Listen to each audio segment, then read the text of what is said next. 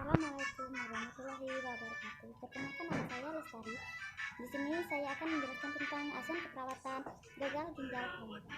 Gagal ginjal kronik adalah suatu sindrom klinis yang disebabkan penurunan fungsi ginjal yang bersifat menahun atau berlangsung progresif, dan gejalanya sesuai dengan gangguan sistem yang timbul pada sistem gastrointestinal. Tanda dan gejalanya yaitu anoreksia, beot uremik, tegukan, dan gastritis erosi. Pada sistem kulit, tanda dan gejala yang timbul yaitu kulit berwarna pucat akibat anemia dan kekuning-kuningan akibat penimbunan urokrom, dan ukimoksis akibat gangguan hematologis atau ureapros akibat kristalisasi urea, dan adanya bekas-bekas garukan karena gatal.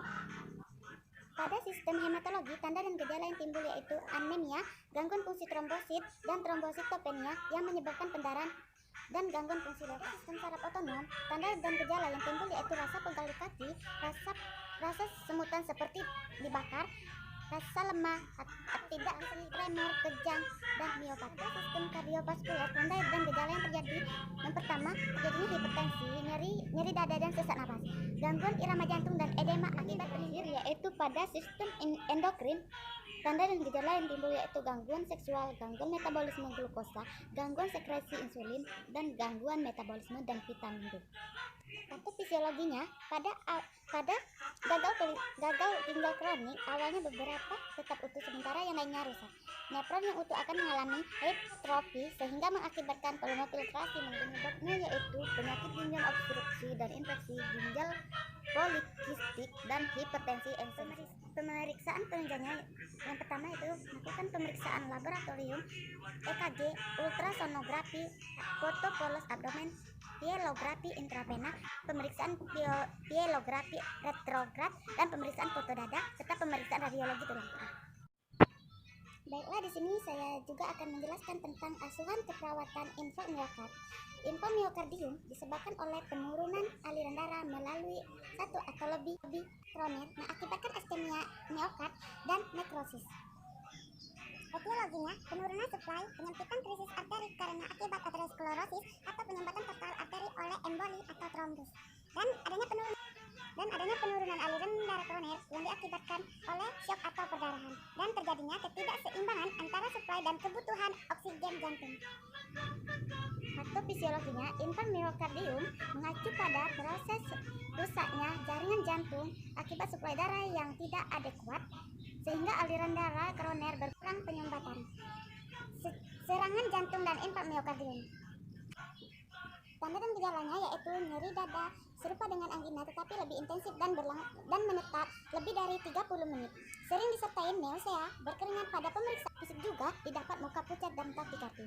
Namun ada juga gejala utama yang biasa muncul yaitu nyeri dada yang tiba-tiba dan berlangsung terus-menerus di bagian sternum dan perut atas. Penata laksana medisnya, yang pertama istirahat total, yang kedua diet makanan lunak atau sering serta rendah garam bila ada gagal jantung, yang ketiga pasang infus insomnia, dan dapat ditambah flurazepam 15-30 mg. Atasi nyeri dengan morfin 2,5 sampai 5 mg intravena atau petidin 25 sampai 50 mg IM bisa diulang dengan memberi intrat antagonis kalsium dan beta blocker.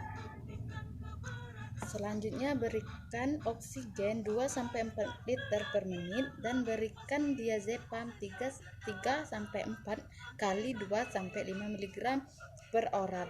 Pada insomnia dapat ditambah dengan flurazepam 15 sampai 30 mg. Baiklah, di sini saya juga akan menjelaskan tentang hemodialisa. Apa itu hemodialisa? Hemodialisa adalah suatu prosedur di mana darah dikeluarkan dari tubuh penderita dan beredar dalam sebuah mesin di dalam tubuh yang disebut dializer.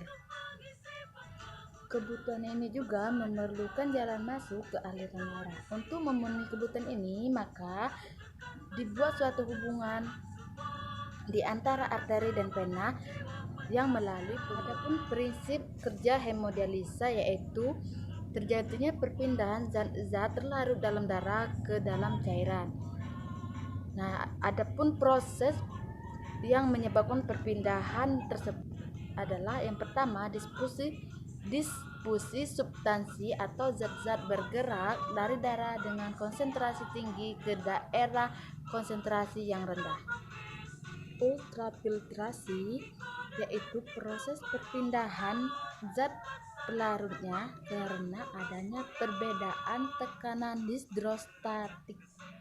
Tujuan hemodialisa adalah untuk mengeluarkan zat-zat yang dapat di membran semi permeabel, yaitu yang pertama sisa-sisa metabolisme yang mengandung nitrogen. Yang kedua, zat-zat dari luar tubuh seperti intoksikasi metil alkohol dan barbiturat, salsilat, etil glikol dan lain sebagainya.